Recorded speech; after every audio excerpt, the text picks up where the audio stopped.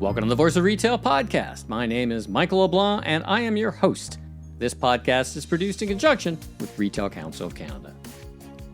On this episode, Mylène Champagne, Director of Environmental and Technical Risk for Metro, and Sam Kashani, Country Director for Too Good To Go Canada, continued the original discussion that we had at RCC's Retail Sustainability Conference, talking about why collaboration is the only effective, measurable way to fight food waste at a mass scale, and why profitability doesn't have to come at a price when it comes to food waste. Let's listen in now. Mylène and Sam, welcome to the Voice of Retail podcast. Thank you for joining me. We saw each other and were together recently, but thank you for joining me on the mic. Mylène, how are you this morning? I'm good. Thank you for having me on this podcast. Oh, my pleasure. Where are we finding you today? Are you in the home office? Are you in Montreal? Are you on the road? Where are you? I'm actually at the new office in Terrebonne, close to Montreal.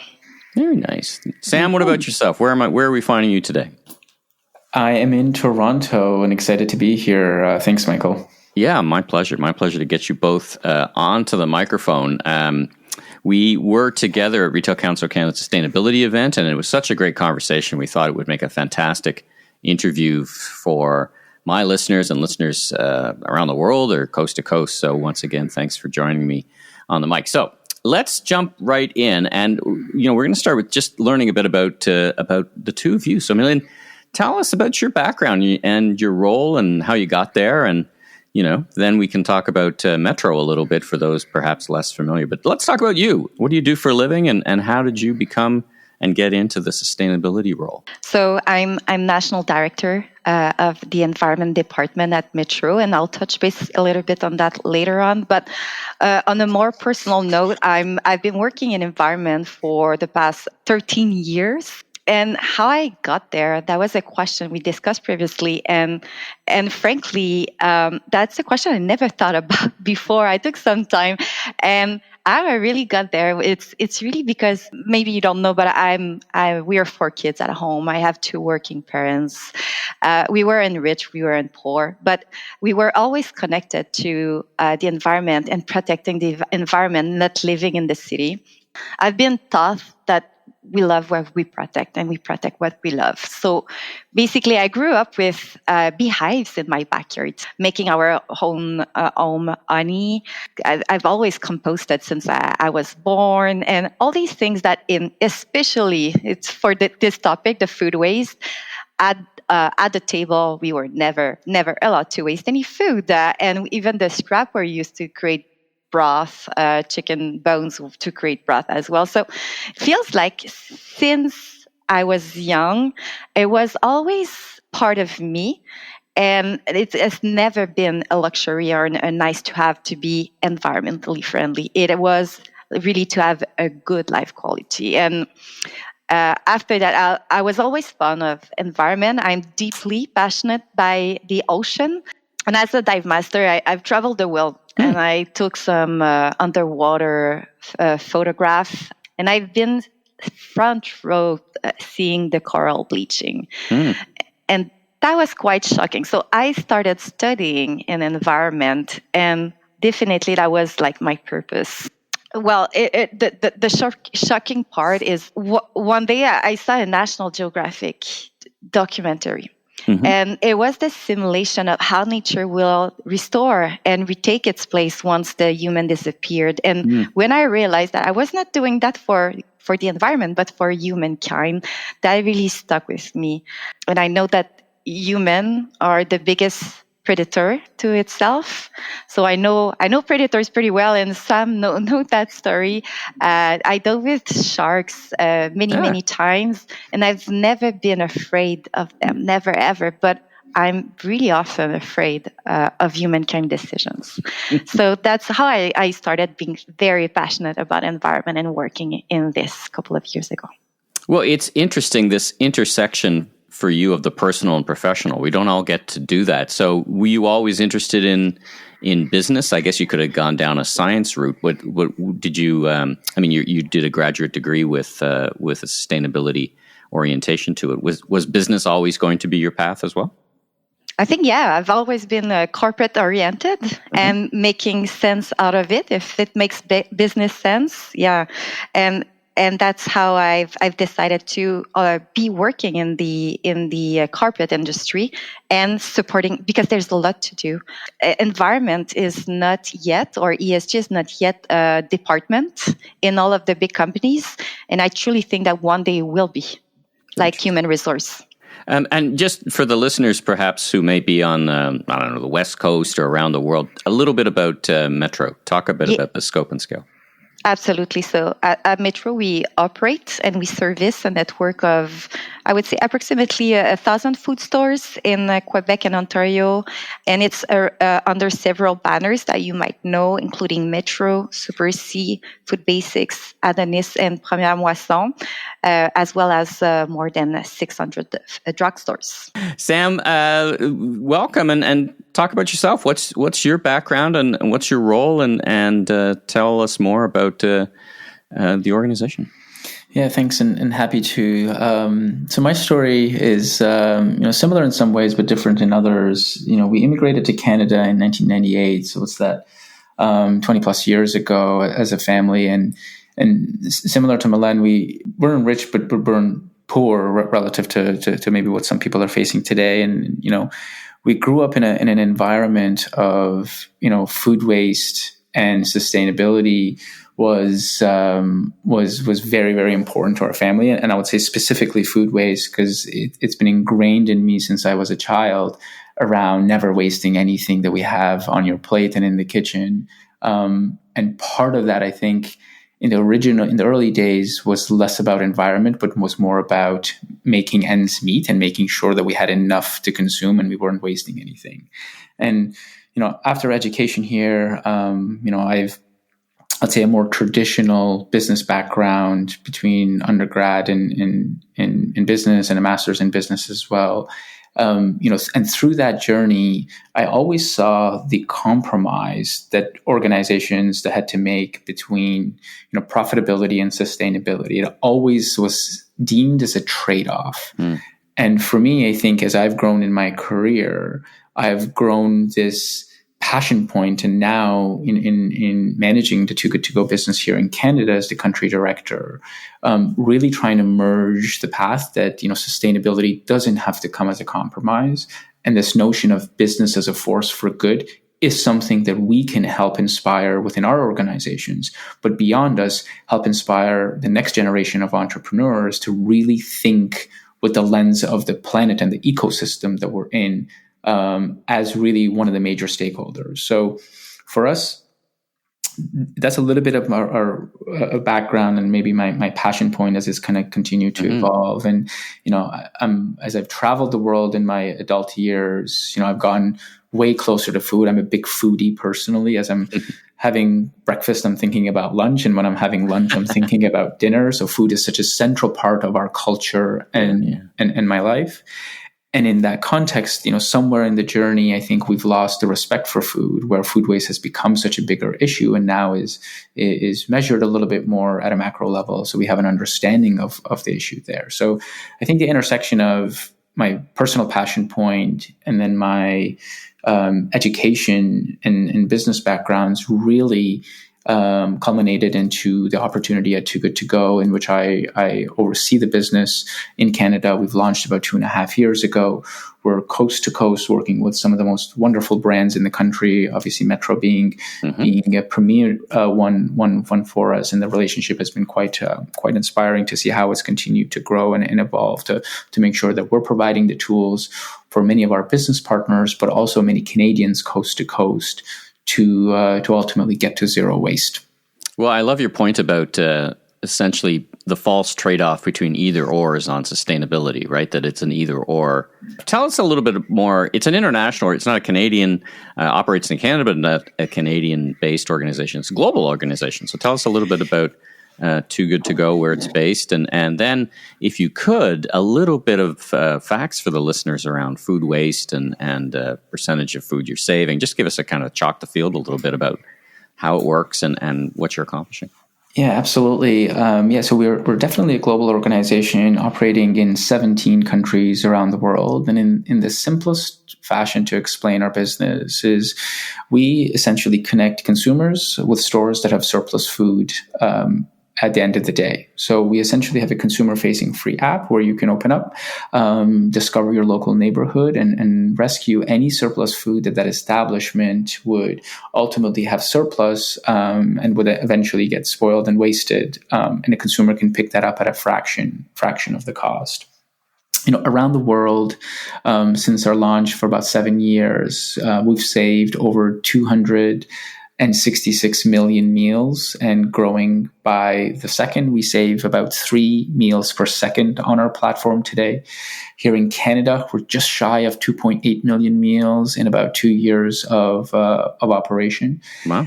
And all of that is within an ecosystem where in Canada, we waste roughly about 58% of the food that's produced, and globally about 40% of the food that's produced. So there is an incredible amount of food that is ultimately produced and wasted. And while our numbers are quite impressive from a business perspective, we know we have just managed to scratch the surface of this global issue.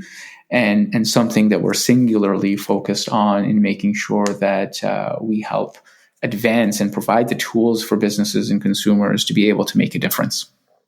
Mylène, take us inside the bigger picture at Metro. You're an organization, as grocers are, that measure food in tonnage, shrink, as you might call it professionally, or reducing the amount of waste is kind of ingrained into the operating principles. And this is one element. But take us in the broader picture of what your department looks at and how you work with your counterparts at Metro. So at Metro, we have 3 main environmental priorities that are food waste, and climate change. But for today, we're going to really focus on food waste.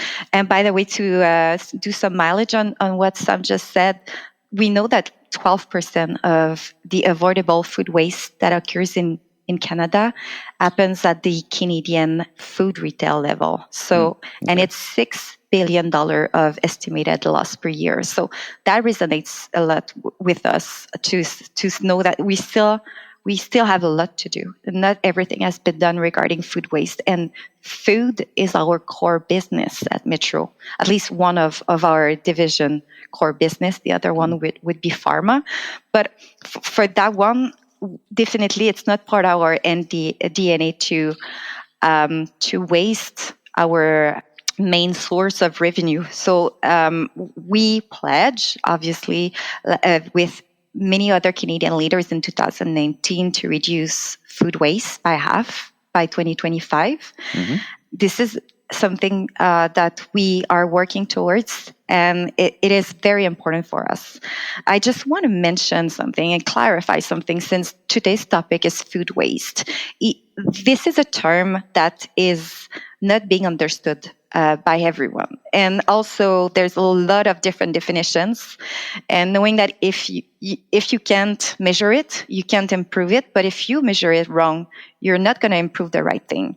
So having a different definition of what food waste is very problematic, I would say, in our industry. So at Metro, we follow the international standard FLW protocol.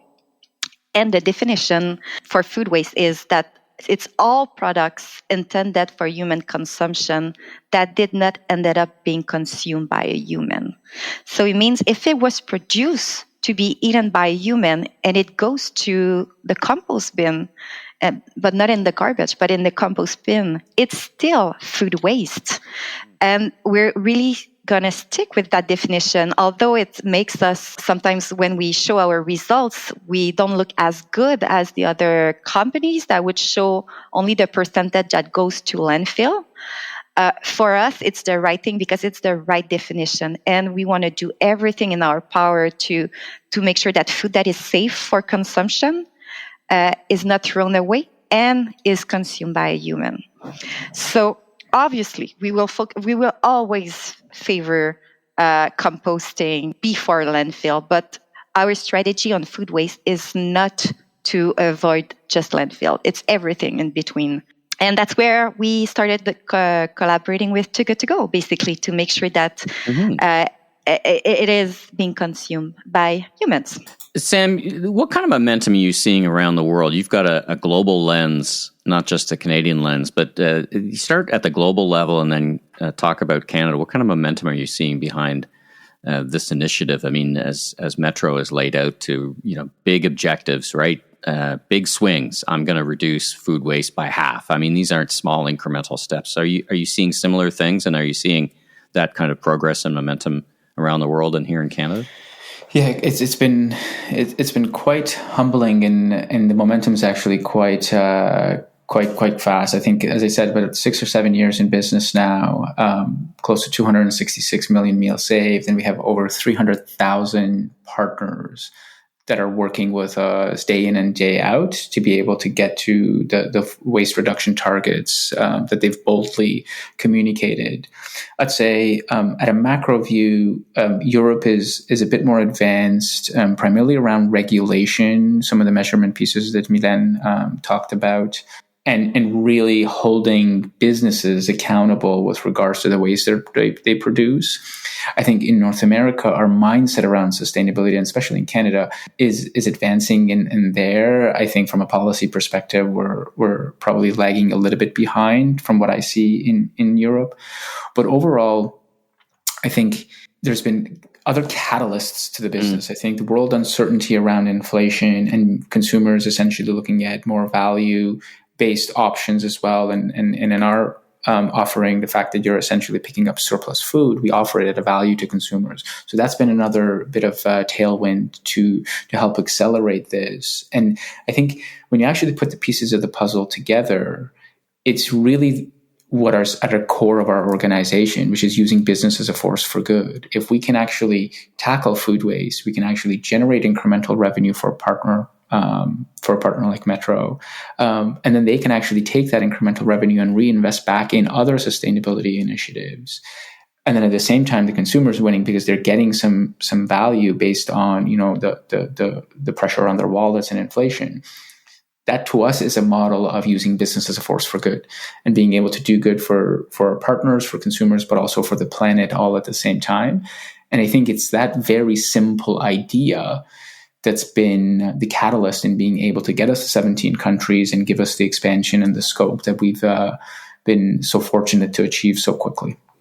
Mylène, how did you come to work with Too Good To Go? This is actually a couple-part question. One is, did you seek out a solution, or was a solution provided? I mean, if I was to go into your stores 10 years ago, you would probably have racks of produce that people could buy for a discount. So kind of, it's not new that your organization would be trying to reduce food waste even at the store level. And then let's talk about the business part of it. What do the consumers think? And it sounds like there's some a revenue opportunity that you have with this initiative. So give us a fulsome understanding of how this works. Reducing 50% of our food waste it's a bold ambition. Mm-hmm. And to achieve it, we knew we had to collaborate with experts in their fields.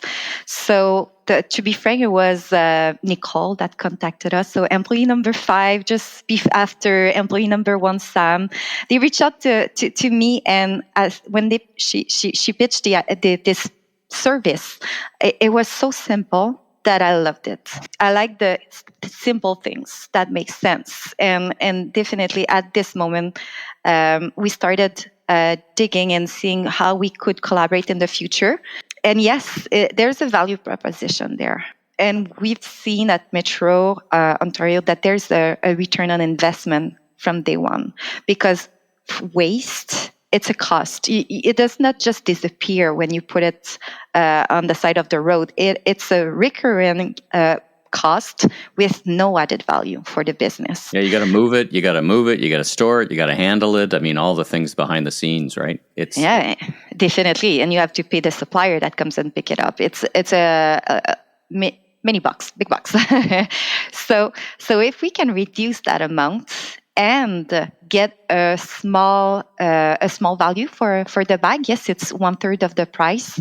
It's small. However, if it's not nothing, I think just since the beginning of the partnership with Too Good To Go with Metro Ontario, we were able to generate $1.1 million. It's a new revenue stream that we did not have, and I'll explain a little bit later why. It was not. It wasn't part of our business model. It wasn't part of our discount strategy, it's specific products that we're targeting with that app that was ending up in the compost bin, unfortunately. What was very interesting lately, what we learned is that it brings new customers in our stores that are actually spending money on other products. And Too Good To Go is able to calculate how many of them are new, are coming for the first time in the store, if they have spent on some other products and how much they have spent for. And that's really interesting for us, because we know marketing, they have so many strategies just to get those new customers. And now we're just telling them, well, with things that we didn't want anymore, we're attracting those customers. So that is that is big for us. Well, and we all know, the listeners, particularly retail listeners, would know how hard it is to generate a new customer into your store. How much hard work, heavy lifting goes into that. Quick question for you on the work you do at Metro. Do you have the big ambitious goal of 50% reduction? Do you find, given your business of scale, that smaller, more very purposeful initiatives like this kind of add up to big things? Is there a mix of big things you can do and also just a lot of little things that kind of work up to that big goal? Definitely, we're not going to meet our goal if we don't have multiple strategies. So the food surplus that we tackle and we're talking about today is one. But let's keep in mind that we are always prioritizing food donation to food banks. And that has been a program in place for a while, and it's still going on. So I just want to reassure on that fact that it has not been, we haven't lowered our amount of food that we have donated, even with Too Good To Go being part of the strategy.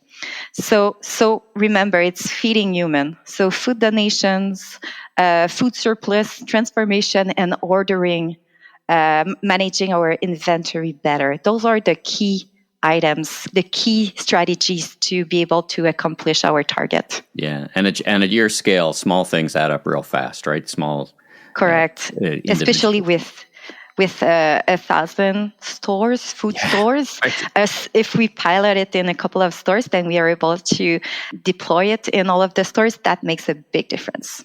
What's your advice to the listeners, Mylène, around culture and the culture of sustainability in organizations? So for the retailers listening, maybe they're as successful as you are, maybe they're struggling to get to the successful level, but is there any tips you'd give them to think about how that because it really feels like it's both operations and strategy, but also culture in an organization, yeah? Well, definitely a person in my role needs to be very passionate, because you're adding more work and you're rethinking business as usual. If you're not talking in their terms and putting a front ahead what's in there for them, what's in it for them, they won't be changing their business as usual. So you have to identify what would make them change, and that's the key here. When you're in environment or sustainability, you'll always have to add and talk to their purpose, their values. Because yes, that's true. They might not want to change, and also one thing that really is helpful is adding it to their corporate objectives, their own personal objectives. That it's not only Mylène's objective; it's theirs as well to accomplish. Because otherwise, a company will never be able to move that fast. Right on. Sam, what's your advice to the retailers and other folks in the food service industry listening, and any business really, because you just don't do this work with grocery stores, and you do it on a global level. What's the best couple of pieces of advice you'd have to the listeners? Yeah, I think I'd hate to steal what Mylène said, but it's really around measurement. I think for me, if I detach myself from the organization and actually attach myself to the global issue of food waste, what we need to do is understand what we're measuring, and you can't improve what you can't measure, and really focus on initiatives that ultimately help advance the agenda step by step. So for me, I think, organizations like Metro are heavily invested. There's leaders in place to be able to dig in and make sure that passion is now turning into initiatives and then therefore impact. And for me, that's probably the biggest advice. I think if I were to split that on the consumer side too, so I think you and I can make a difference as well. We see in our research that about 20% of food that's ultimately wasted is wasted even in our own homes. So for us, what we do is as we generate, our flywheel starts to turn, we come back and reinvest back in awareness. Because if you just walk down the street and you ask a Canadian, what are the things you can do to help impact climate change or contribute and help reduce the issues that we're facing, reducing food waste isn't top of mind for the average Canadian. Right. It's the thing, as you said, you could do in your own home. I mean, sometimes these challenges seem so overwhelming, right? So large that you're like, I can't do anything. I'm an individual. What could I do to help? But so you're making a great point. Exactly. And I think for me, the final comment I'll make is, my personal mission and vision is to make food waste the next plastic. If you think about plastic, we're also conscious of not using single-use plastic now. And that took a long time to get there.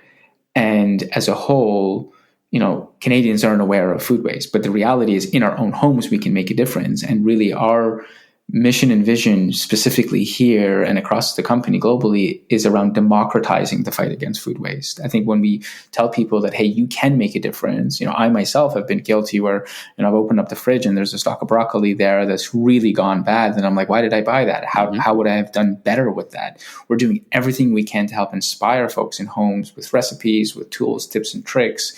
But at the same time, we can all start today after listening to this podcast to actually make a difference. So to me, those are the two maybe pieces of advice for individuals, but also for businesses really around measurement. Really want to mention, as Sam previously mentioned, why Too Good To Go is so fantastic is actually the community part. So they make their user base customers feel like a community, and their community is well educated, that they actually know what they're getting into. They actually know what they're buying food surplus at 1/3 of the price, and that's a different. If Metro was to sell those products on a shelf at the entrance of the store, those customers are not educated on how to preserve them, what to do if it's on the same day of, etc. So that's an added value to our discount strategy as a whole. But to go through Too Good To Go. It's this point that Sam mentioned, the community aspect and the education that they do with the customers. That's a fantastic point, that community element. Last words to you, Mylène. Talk about advice. You said you kind of basically got a cold call from Too Good To Go. Somehow they found you in the large corporate enterprise that is Metro, and for the suppliers listening to the call, what's your advice to them? Like, what is it when they reach out to you, and what do you want to hear from them, and how, and what gets you thinking, and talk about that for a bit. I do receive many calls from suppliers and I'm thrilled because a lot of people wants to help us meet our target. What we're seeking is innovative solutions, because we have to rethink business as usual, because business as usual is what got us in this situation in the first place. If you want to reach out to me, please make sure that your value proposition is hand in hand sustainability and profitability. It shouldn't be or. And I think that if you're reaching out to say, I know how you're going to meet your environmental objectives, I have a solution for you, and it has a positive ROI, definitely I'm going to be all ears. And if they wanted to get in touch with you, are you a LinkedIn person? And what's the best way to get in touch? LinkedIn is perfect. LinkedIn is perfect. All right. Well, fantastic. Well, listen, thanks to both of you. Such a great, such a great discussion. Good follow on to the sustainability conference, but really just so insightful. Every time I have this discussion, I learn something else, and really just I'm impressed by both your organizations. So thank you both for joining me on the Voice of Retail podcast. Real treat. And I wish you continued success and a great rest of your day. Thank you, Michael. Thanks, Michael. Thanks for tuning into this episode of The Voice of Retail. If you haven't already, follow on your favorite podcast platform so new episodes will land automatically each week. And be sure and check out my other retail industry media properties, the Remarkable Retail Podcast with Steve Dennis and the Global E-Commerce Leaders Podcast. I'm your host, Michael LeBlanc, Senior Retail Advisor, Keynote Speaker, Rethink Retail 2023 Global Top Retail Influencer. If you want more content or chat, follow me on LinkedIn. Safe travels, everyone.